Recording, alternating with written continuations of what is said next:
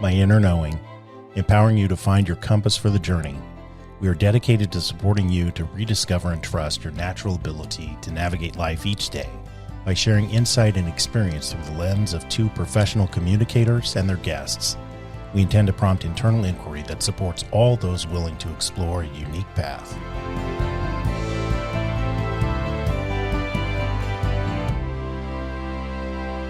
Okay, well, hello. Hello. Hello, Judith. How are you?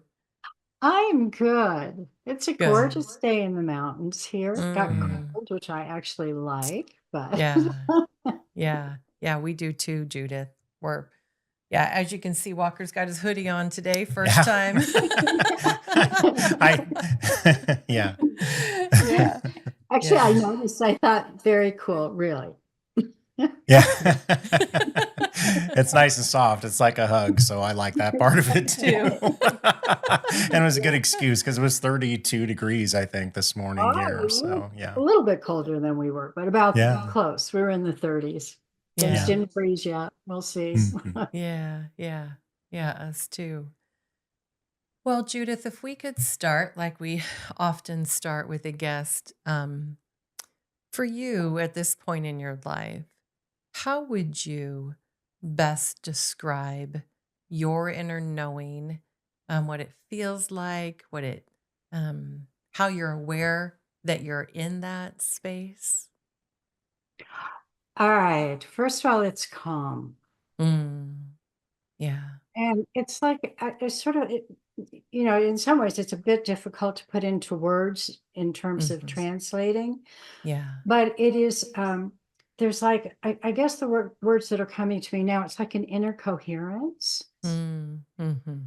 Um, if, and I think that, again, I'd have to really ponder that more deeply, but I think that for the most part, it is pretty much where I live. Mm. Because then I can really notice if I'm triggered, if I go into Mm. any kind of reactivity, if there's any kind of inner static Yeah. to pay attention to. And then, of course, as we all do, breathe, reconnect. In looking over some of the questions you had sent out, and I was thinking, one thing that I do and have done for decades actually is Mhm. a daily journal. Mm. When Nice. I really, and sometimes it's just like, oh, it's a gorgeous day and I got up Yeah. or I slept or whatever. But whenever I feel activated, I try to remember to put that in the journal so I can go deeper and Mm. really get a sense of what's getting pulled up that gets in the way of that easy inner knowing. I Yeah. think one of the things that our culture has, I'm trying to think of a nice neutral word. The one that's coming is lied, which let's see if I can rewrite that one. Our culture has programmed really us with Yes. is the Yeah. idea that things have to be hard. Yeah. Mm. When, in fact, the more connected we are to our inner knowing, for the most part, the easier it is. Now, of course, if you get an intuitive flash that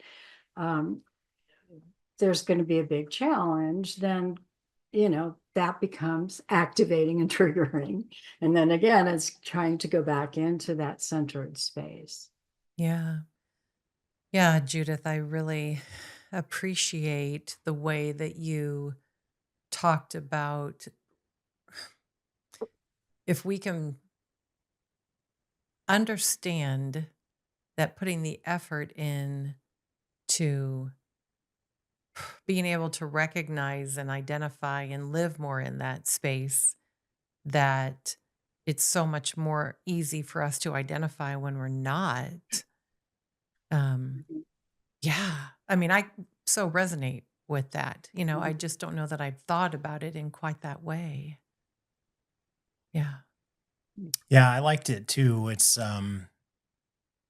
almost in a wanting way for me because I don't think that that's where I am yet, on my path. Mhm. And so I would guess that there's some of our viewers out there who would feel similar to me, which is, yeah, I want that. And so Yeah. the question I've got for you is, do you remember when it was that you and how it was that you got yourself, moved forward enough to be in that space where you're really in coherence, as you said. And it's when you're not that you take stock versus you're not and you're trying to get there. It's okay. Well, I think um, when I was in my late 20s, I had a spiritual opening, and that shifted everything in my life. I mean, I had become a therapist. I graduated from with a clinical social work degree, and I had done some of my own therapy. But as you know, that's a lifelong, Yes. ongoing deal. And I had actually, if you had talked to me prior to this experience I had, I would have said, "Oh, I'm an atheist." Mm. Even though I was very interested in things like astrology and tarot. This was back in the early 70s. Mm. And and it was at a time where culturally our generation was bringing forward, wait, we're going to break all these stupid rules, essentially, right?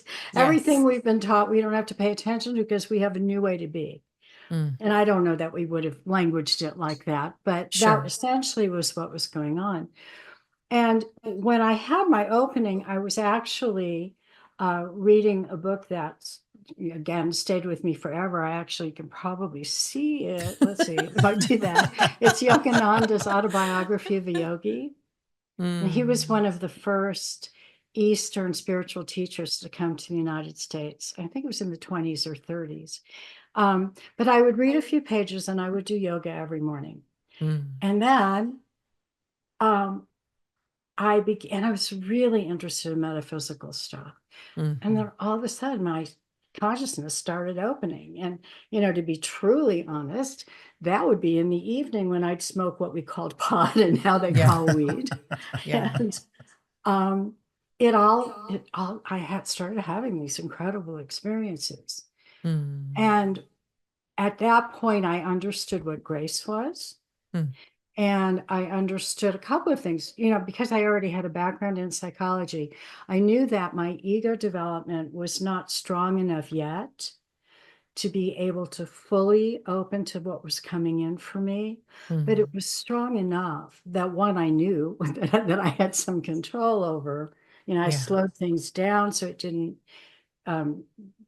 throw me off balance. Yeah. But it was the inner experience that there is just this divine path. Mm. And that stayed with me forever. It doesn't mean I didn't have, especially probably the next 4 or 5 years, maybe longer, when I still had relationship challenges, that kind of thing. Yeah. But it just shifted the way I saw my world. So that made it a lot easier, Walker. Mhm. Okay. Sure. I had this experience and I spent a lot of time, journaling on it and paying attention. And so it wasn't just like it happened and then I sort of put it away somewhere. Right. Yeah. So, and I feel really lucky that I had that so young Yeah. and that was able to stay with me. I also think it's a very feminine path. Mm. Because it's, Interesting. and in fact, what you both are doing is what I would consider the feminine path, living from the inside out. How do you get that? And where we've been in a patriarchal model for probably 6,000 or more years, which is you've got to make things happen Mm. as opposed to allowing things. Yeah. So, that doesn't mean we don't have to participate and get that inner masculine going as well, or outer masculine. But Yeah. I do think in that sense, it's easier for women. Mm. So, Yeah, no, it's fascinating. It's a repeat theme that I hear and experience, in the retreat work that I've done, et cetera. It's, mhm, a significant percentage is women. Um, And I think particularly in the United States, could be several other cultures as well, or countries, but um, trying to balance, masculinity and femininity with energy when you're a male, is not a clear path. You Right. know, men can react to it as weakness, and then conflict can arise, and women too can see it as weakness, which is fascinating in and of itself. So, but I probably digress. Well, I think that's really though important because Mhm. it is so much in the way we have raised male and female children. Mhm. Yes. I hope that that's been changing the last 30, Yeah. 40 or so Yeah. years. I believe so. I would have expected it to change more though, because I still hear the same themes. Yeah. So, um, Yeah. Yeah. It's interesting, Judith. This is something I started saying, I don't know, the last year or so. But if I go Google an emotion chart, it's not divided between masculine and feminine, interesting. right? Okay. But Yeah. but for whatever reason, we think it is, you know, but there isn't any research that backs that up at all. Yeah. Well, again, I'm not oriented quite like that, but what Uh-huh. I would throw out is that if we look at the right hemisphere of the brain, which is on the, let me get this correct, the right side of the body, which comes, that it's the left side of the body, right brain, left Right. side of the body, is connected more to the nonlinear and more feminine energy, and the left side is more focused and what we would consider to be more masculine. We want that in balance. I mean, Yes. just from that sort of quasi-scientific way to look at it. Yes. So Mhm. I do think the emotions, though, come through that right brain. They come through the feminine part of us, or yin part. If we say yin, I think it becomes, then we don't look at it as gender, but rather as qualities Mm. that everybody has. Oh, I like that. Yeah, when I threw in the word, I corrected myself and threw in the word energy behind masculine and feminine when I was saying it earlier, for that, along those Yeah. same lines, because I think you're right. Um, Mhm. so it's, I don't know. Another thing that strikes me is the allowing piece. Um, that can go way back in Eastern philosophy, right? And I can't Mhm. remember who the philosopher is, but it was the art of allowing. And I wish I could remember, but it's just not coming to me right now. But in any event, I am hoping that we can chart a path for men to participate meaningfully as well, and in what I perceive as hopefully big changes coming in the world. Yeah. Yes, yes. And I do think it is happening. But again, I really do think it, as you said, Walker, it's harder for men. I remember having a client decades ago, young man who came into my office, and we were working on a lot of his inner child stuff. And he went back to his family, and I guess a young nephew was there. A little boy, maybe one or two, started crying and was told to be a man. Yeah. Mm. Right. And Yep. he came back into my office. He goes, now I know what my problem is. Yeah. And was able to really, work with that. But, Yeah. it's to think that it's weak to feel. Mhm.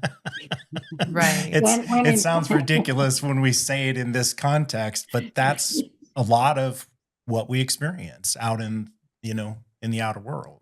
absolutely. Yeah. Yeah. And well, I think that's what's created so much imbalance. I think that's why we're in the mess we're in, Mm. because Mm. that's how we've disconnected everybody from themselves.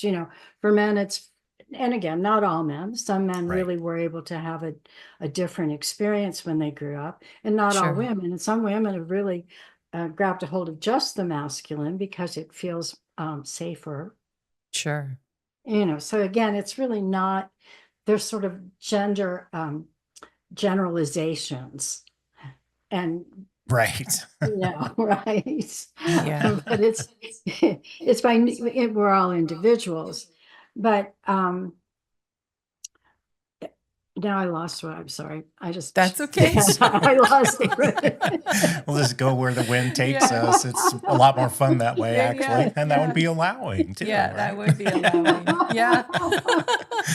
I had something else. Yeah. You mentioned, it's a repeat theme in our interviews of people, which it just coming back to these tools that are out there, the journaling piece Yeah. and Mhm. meditation piece. Mhm. Those two seem to be, extremely important. And I love the way, Judith, that you put it with regard to your journaling, which is, you'll journal when you're not coherent, you know what I'm saying, or cohesive. Yeah. Sorry. Or- Well, it's just one of those just put days. out Sorry, Judith. drivel.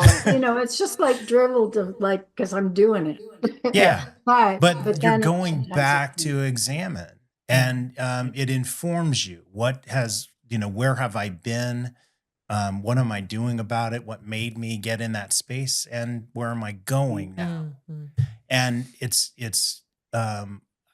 just so many people have said something similar, not quite that way.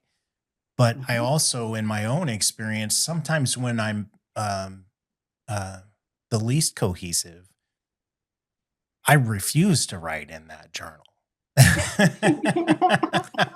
which is not helpful for the analysis that you're talking about. So I'm hoping that your point about that helps change my perspective Okay, great. and my Yeah. resistance, Well, and the other thing is that's that sort of also cultural perfectionism. Yeah. If you can't write it in the way that you think is well or articulate or, whatever words you want to throw in there, then you shouldn't do it. Right. And we wonder why we're so stressed. Yeah. Mm. Yeah. Yeah. No, it just makes me think, that's your job. As a trial attorney. Yeah. I guess Judith. I was thinking Right. about that, Walker, right. Right. Right. And you have to stay focused for that. I mean, Mhm. Yes. clearly having that strong, focused masculine is really important when you're Yes. doing something like that. So that also, I'm sure, is a factor. Mm. So interesting. It You're making me is. think of so many things, Judith. Tell us more. Well, I was thinking about, when you say that and, Judith's comment about like that's necessary as part of your work, right? But there's that part of you that's so resistant to that. And I think, of the, I don't know, incongruence in your body of, there's that part of you that's wanting something else, but then that part of you that, this work responsibility that you have that keeps drawing you back. Right. That's what I'm thinking about. Fascinating. Yeah. So what comes to me from that is it would be, there are several possibilities here, right? One is it's really not aligned with who you are. Another is if you found yourself in a certain level of balance, you'd be able to do that with more ease. Mhm. On the other hand, you have people whose lives are at stake with what you do. Right. But Yes. it's sort of in a way, just as a therapist, I can't heal anybody. All I Right. can do, right, is put out the best that I know. Right. And for you, if you've got your stuff worked out, and I'm sure you do, Walker, you got the facts, sort of whatever. Then, however, I guess the simple way to say it is not being attached to the outcome. Mm. Exactly. That's been 2024 for me, working on that. 2023 too, but it's been a consistent comment I've made to Theresa. So Yeah. You're right on target. Right. We talked about a version of that this morning, actually. Yeah. Yeah. From an inner knowing perspective, Judith, how are there other tools that you can think of that are helpful for people to get into more of a state of balance? Sure. Yeah. Well, I can, let me say a few things. And both of them came in at one time. I think I'll start with the one that came last. What I know, in the work that I've done, probably in several lifetimes, but we'll take this one for starters, Okay. that our psyches are very complex. We have so many different parts of ourselves. Yeah. So we're going to have resistances, right, to that. Yes. Getting in that inner knowing place, whether it's from certain levels of programming, whether it's out of fear, whether it's because we've been raised in a way we're not supposed to trust ourselves. Yes. All of the, and those all, it's like you can work with it, but they're still going to roam around. They're going to roll around. Teresa, I love that comment. Right. And so the trick is to be able to notice when you feel off, to be able to call forward those parts that are working against you, not out of negativity, but out of habit or safety or whatever. There, so one of the tools is to begin to notice those shadow parts and develop ways to work with them, to call them forward. And I see them kind of like pesky little kids that are cute little animals that are get in the way, and you have to kind of work with them to calm them down. So that's one technique, and that takes practice. I mean, that takes a while for certain. Yeah. I think another part of the technique is to give yourself credit when you notice you're in a tuned in space. Also things like, okay, so when did I pay attention to my inner knowing and it really worked out? And how you begin to build on that. So that's what pops in. Just nice. Yeah, I like it. I think it's helpful. So there's a whole lot that you do beyond being a therapist. And I was hoping you could share some of that with us, because I think it ties in pretty directly, ultimately, with, some of your latest work as far as activating your 5D frequency. Yeah. Okay. Well, I may have stop me if I need to put out more background. Okay. So I'll just kind of go blah, and we'll see where we go from there. Sure. But in terms of, the idea of fifth, and I include now 6-dimensional frequency as where we're evolving to as a species, should we choose. Okay. I believe that we are actually designed that way. We have those 12 strands of DNA. Classically use only 2 of them. Those other 10 are really important. And things are going on now that are helping people sort of spontaneously light those up inside of them, so that we become more intuitive and we become more connected to our heart. Because this is really about living from our heart. And the primary qualities of the 5th dimension or 5th dimensional frequency are unconditional love, which includes unconditional love of yourself as well. Unity consciousness, understanding we are interconnected with everything, so that, the earth is no longer just something that is supposed to support us. It's part of us, and we're part of it, as an example. And then unbridled creativity. Now, those are the 3 main qualities. They're really simple. When we, and what I find, like when I'm teaching, because I offer a lot of online classes on that material. And really, I don't call it inner knowing, but it is. We're all doing pretty Right. much the same thing. We're just coming in from a little bit different lenses, which I Yes. think I is say that all important, the time. Yeah. Yeah. right? Yeah. And Nice. it's important because different people need to hear things in a different way. But Agreed. one of the ways I typically start off any kind of teaching or presentation I'm doing is have people, close their eyes, get into a relaxed state, and really focus on their heart. And really begin to feel that love building up inside of them. And then sending it to everybody in the group, sending it to the world, that kind of thing. But what that does is it gives people that inner experience. You can feel it. Mm-hmm. And it actually raises your vibrational frequency. Mm-hmm. On one level, it's so simple. Mm-hmm. But we've been taught that simple is not good. You want to get complicated before you get there. But once people have that experience, they can really begin to pay attention to when their heart is open. And when our hearts are open, we feel really good. Mm. Okay, we have that sense of, this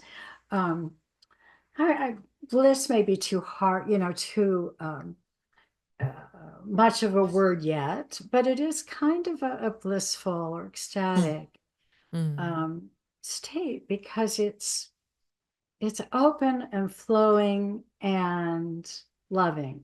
I don't know what other words to use on that. So my point in that is we've all been in a higher frequency at some time. It might be a moment here or a moment there, or it might be a week or a year. I mean, we go back and forth, up and down. That's the transition stage we're in now. And that's fine. A lot of times people get into this 5D stuff and they're like, oh my God, I wasn't in 5D anymore. I'm like, well, join the group. There's no way we're going to be consistently in those higher frequencies. But the more we practice and the more we notice, the easier it is to sustain that for longer. And part of that also is to be really loving of ourselves when we don't do that. Again, our culture is trying to go, oh God, I'm bad, I should be able to do this, versus what really helps, which is, wow, I noticed that I'm doing really good. Yeah. Because that's what shifts us, not the coming in with judgment or any variation of that. Right. Yeah. So, that's what I write about. That's what I teach about. The way it moves into my therapy, I was early on became what was called and what maybe still is a transpersonal therapist, where we include the whole soul. It's not just the emotions, which are really important, or the mental way we view things through our intellect, but to understand we have the soul path, and that the culture has been designed, frankly, to keep us away from that, and therefore to help people reconnect with that, which has to all come from their inner knowing. And when I teach, large portions of my classes are doing meditations for people, guided meditations where people connect with that themselves. Yeah. Because, I can tell you, but if you don't experience it in your own way, it doesn't. I'm sure you found this in the retreats that you Oh, offer, yeah. right? Oh, yeah. Oh, yeah. Right. Yeah. So much. I mean, to me, all of what we're doing in the retreats is experiential work. Right. Yeah. Yeah. Yes. It would be nice if we could think our way through all of it, right? But we really do need to experience it. Well, and yeah, sometimes trying to think your way through all of it is counterproductive anyway, right? What I have found about that, because I connect the dots cognitively for my students, and I connect the dots cognitively in my books.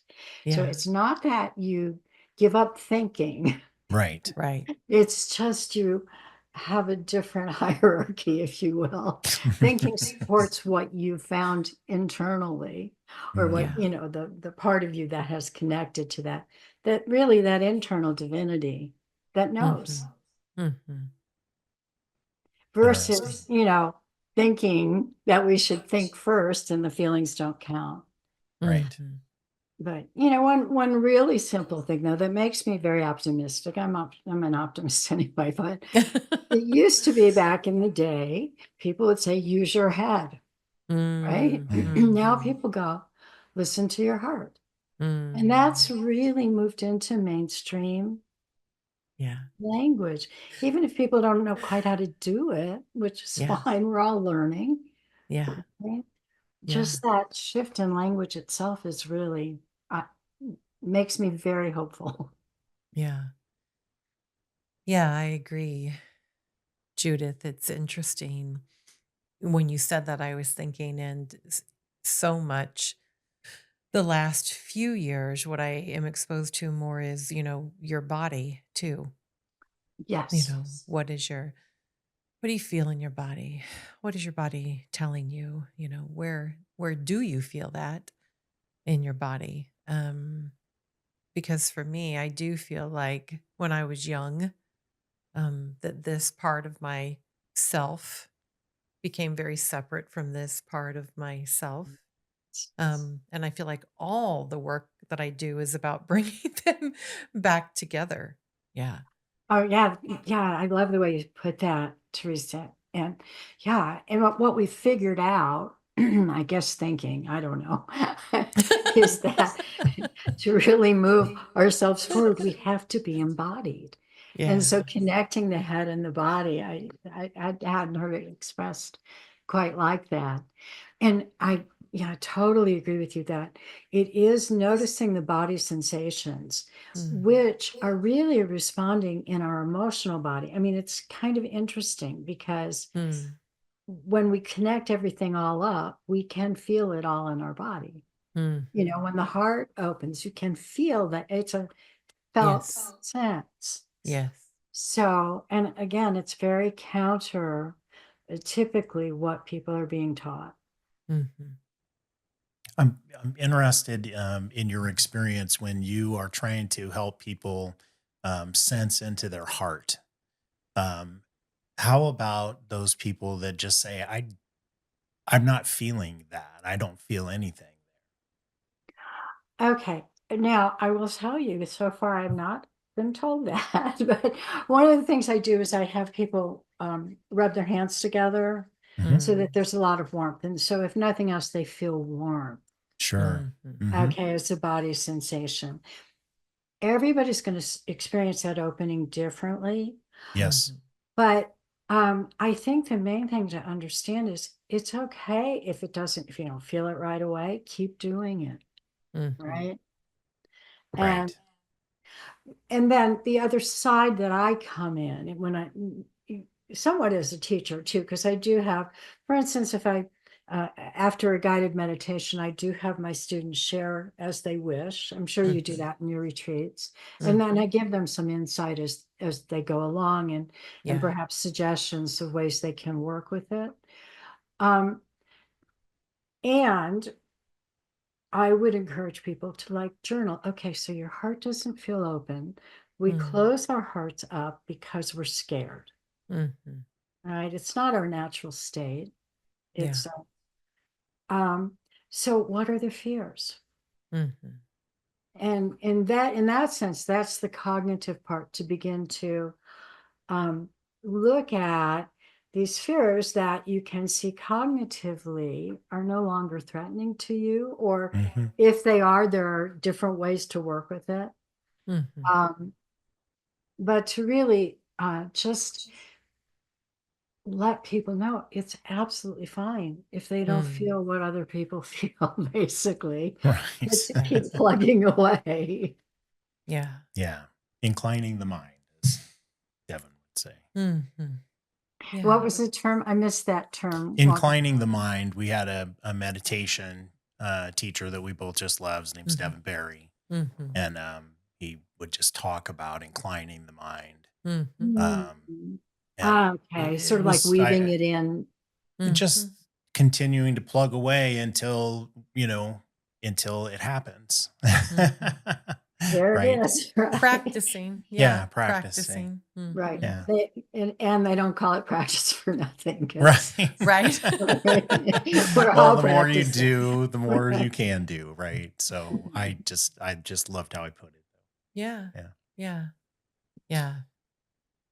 What were you going to I, say? you said another thing that interested me too, Judith, which was our culture is designed to keep us away from heart coherence. I mean, you didn't say, that wasn't an exact quote, but that was the gist Mhm. of it. That because I made a note, I wanted to come back to you on that and ask you, what do you see about, in our culture that tells you that?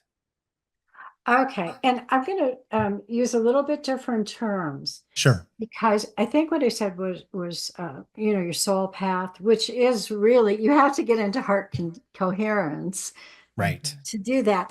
But let's just make it real simple and talk about authenticity, Hmm. Mhm. right? And so, well, we can start with the media. We could start with what happens for kids in school, what happens in many families where they're not taught to um, that their feelings are fine. They're told they should feel certain ways or they should think certain things.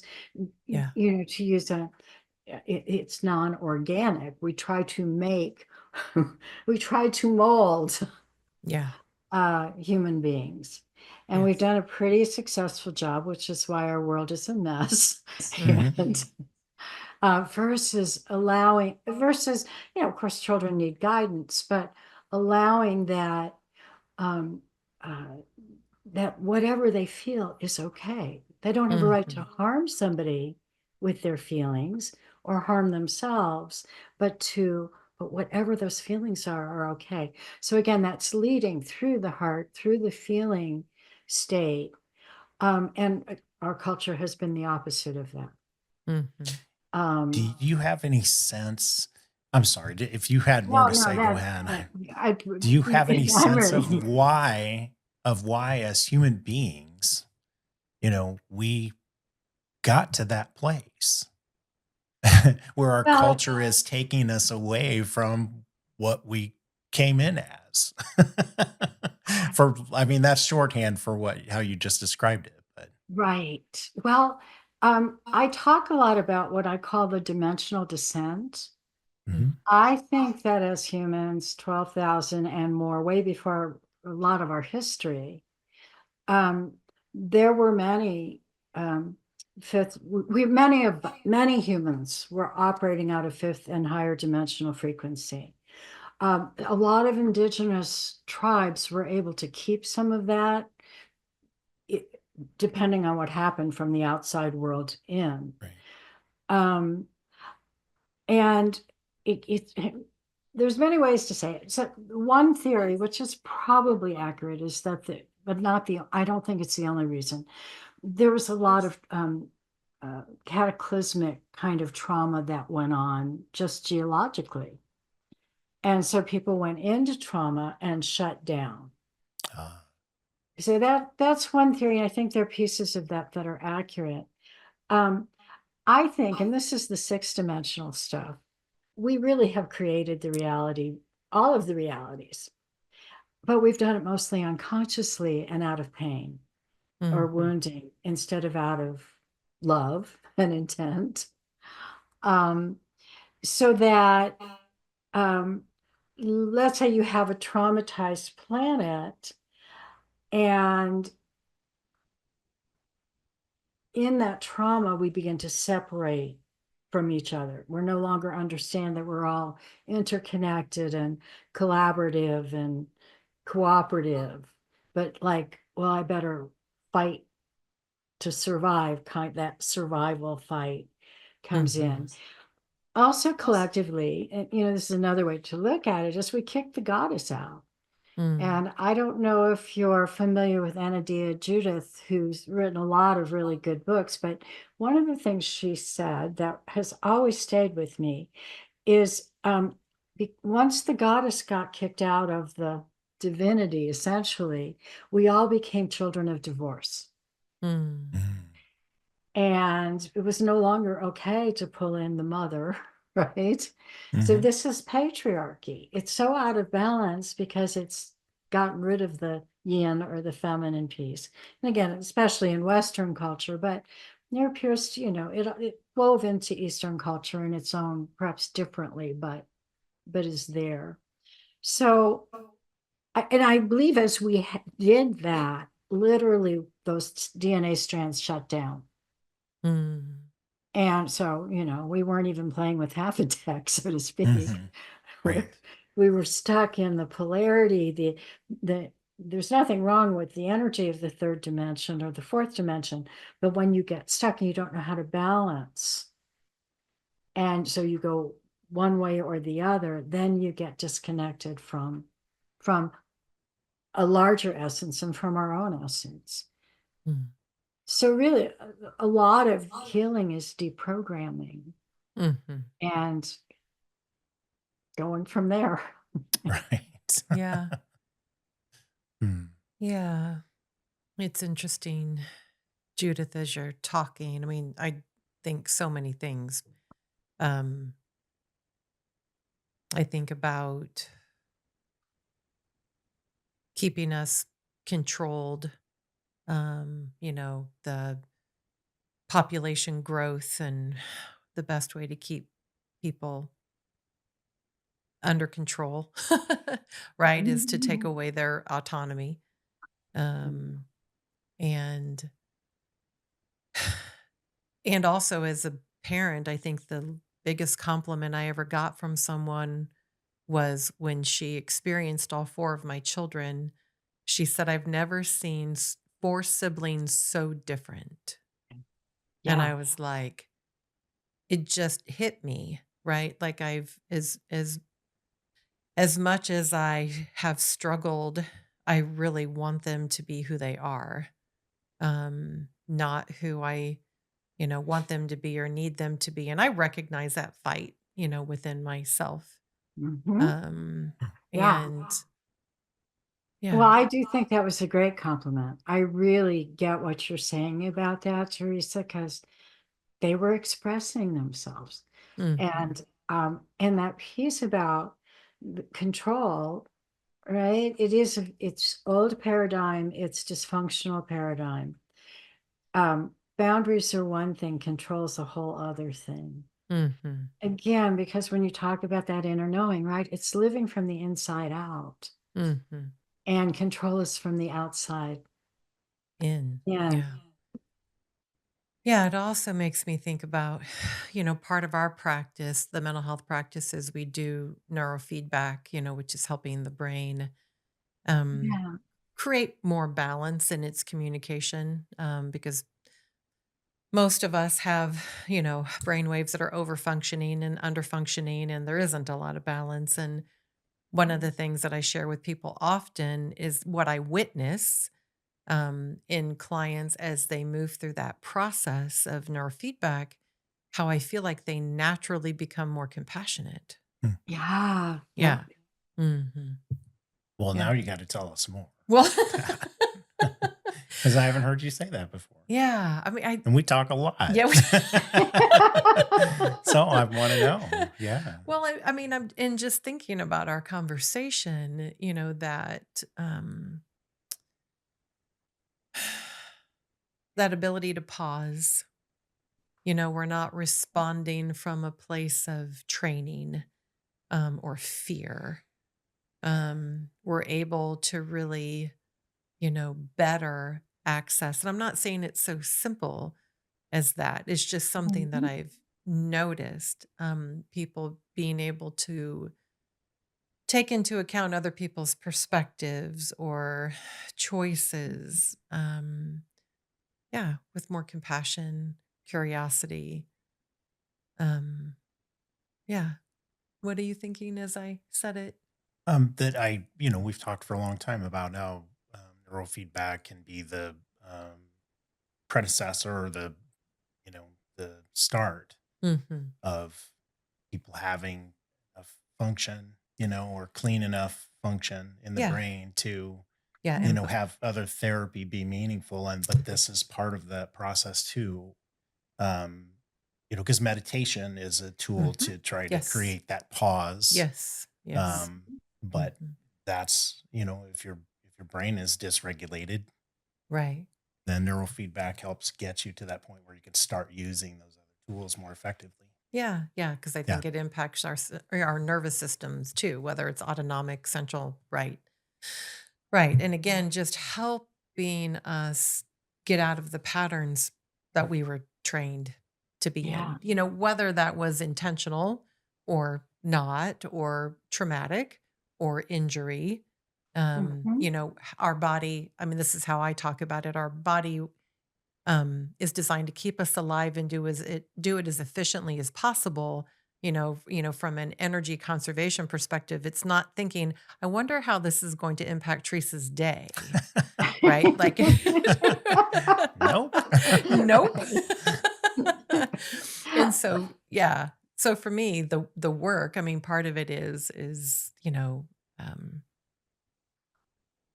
helping train my body and brain in the ways that work well for my body and brain. And so I always say I'm experimenting and practicing, I'm experimenting and practicing, trying to find the things and the ways that help me live in a way that is more present and intentional and compassionate and curious. And so that's why I'm always experimenting, because I just think, like you were saying earlier, we all need different ways of Right. getting there.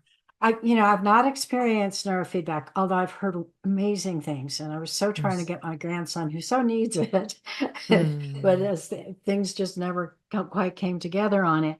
But it Yeah. makes sense to me when you say that people become more compassionate, Teresa, because when we're in balance and we have a natural calm, then the heart can just spontaneously Mhm. open.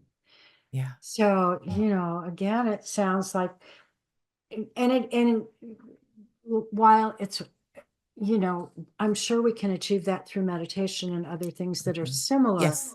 Yes. The fact that this can be done in a more scientific way, and in some ways in a more effortless way, right? Mhm. Because the machine helps you align, Right. from what I understand. Right. I Right. mean, that's awesome. Mhm. And really it seems to me to be an important evolutionary step. When I was in graduate school in the 70s, Mhm. and they weren't doing brain studies. So we did, Mm. it was a great time in the sense everything was experiential. Mhm. And, there's a lot of experimentation and openness. So that part was awesome. Yeah. But I don't have much of a background as they've been beginning to really study the brain from what I would say an evolved perspective, not just Mhm. a physical, chemical perspective. Yeah. But it's exciting, but I do feel excited about it, Yeah. you Me know. too, Judith. So Yeah. Yeah. It's so complex. Whew, way beyond, I think, our comprehension, actually. Yeah. mhm. Mm. Well, the time goes by so quickly. It does. I It could just talk to you for like 5 more hours, right. actually. I'm like, I've got 10 more questions. So I bite my lip to give Teresa a chance to get in. It's just been lovely, Judith. Thank you so much. It is. Thank Yeah. you. And I would love to come back. I've got another book coming out. Oh, And yes. there's always an interesting process with publishing, because I turned the finished, not fully edited, but finished manuscript in at the end of April. Uh-huh. And I'm still waiting. I mean, they let me know they have it, and we've done a little bit, but they're going to probably change the title. I'm Okay. supposed to find out, I hope, any day now, right? What the title and the cover is going to be, and when the Wow. release date is. But right now I'm just kind of in limbo about it, because I can't even tell people the name of it. Oh, I can darn tell you it. mine. What I've Right. called it is Entering Earth's New Reality. But whether the Mm. publisher will use that title or not, I mean, it's Inner Traditions, and they're wonderful, and they're going to let me give feedback if I don't Mhm. like what they've what they've Yeah. done, but I can't talk about it. So Yeah. what? Well, so what would, I mean, two things. What would you like to share about the work you're doing right now and your latest book, not the one that's coming, but the last one? And then if there was an intention or a mantra you would like to share with the people that are listening, what you hope for Mm. us all, what might those things be? Okay, I'm not sure I can answer that separately, but I Okay. will. Okay. Yeah. Go ahead. What has always driven me really since I was a teenager was wanting to create a better world. And of course, the excitement that went on in the 60s and 70s was we thought we could then and there, right? Mhm. And some good changes happened, not enough. And Yeah.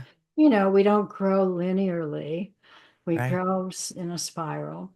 So, activating your 5D frequency is helping people navigate the shift that's going on collectively now, should they choose. But I also give a lot of um, images and ideas of what a new world could look like. Because if we don't have a vision, Yeah. and it's not, doesn't have to be static, because we don't, it will grow, it'll shift. But I think that practically everybody on the planet longs for peace and harmony. Yeah. They may believe you have to fight to get it, right? Or that you can't Right. trust anybody. I mean, there are things that stand in the way. But wouldn't it be wonderful if everybody had a good life and felt good, right? Yeah. Because we're all part of each other. It helps everybody. Mm-hmm. So that has been in many ways a driving force for me, as well as, having gone through my own and still, of course, going through personal healing and coming to more and more a place of, having my life right. It's the only one I can control. I can model, but it's the only one I can control. In not a outward control way, but from the inside out. In terms of a mantra, let me see what pops in. I'm gonna go in Okay, awesome. Go right ahead. and see what pops in. So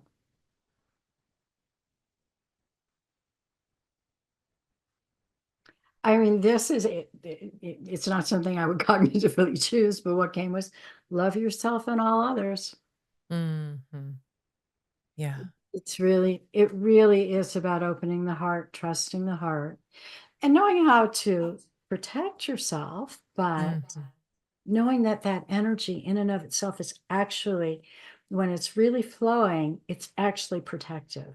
Because it's powerful. People, negative intention will go away rather than be able to harm it. So that would be how I'd end it. Thank you. Thank you so much. Yeah, that's lovely.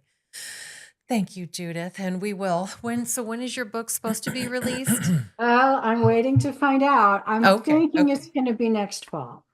Next fall. I should know soon. Okay. But I've been we'll saying stay in that for touch. 2 months. Yeah. That would be great, Theresa, to stay in touch. And I'm always happy to come back to something like this. If what we're all doing. And again, there are so many people doing such good pieces, and you get to interview them. Yes. Yeah, it's great. Which is pretty cool. It's so great, Judith. Yeah. Yeah. So, it's happening. I'm sure you feel that. And whatever, absolutely. however I can support and do my piece of it. So, yeah. Thank you. And you guys are great. So it's fun to talk to you. Thanks, you too. Thank you. Hope you have a great afternoon. You too. Okay. Bye. Bye. Thank you for joining us today. We are excited to explore life with you. We encourage curiosity, self-growth, and we strive to be more compassionate every day.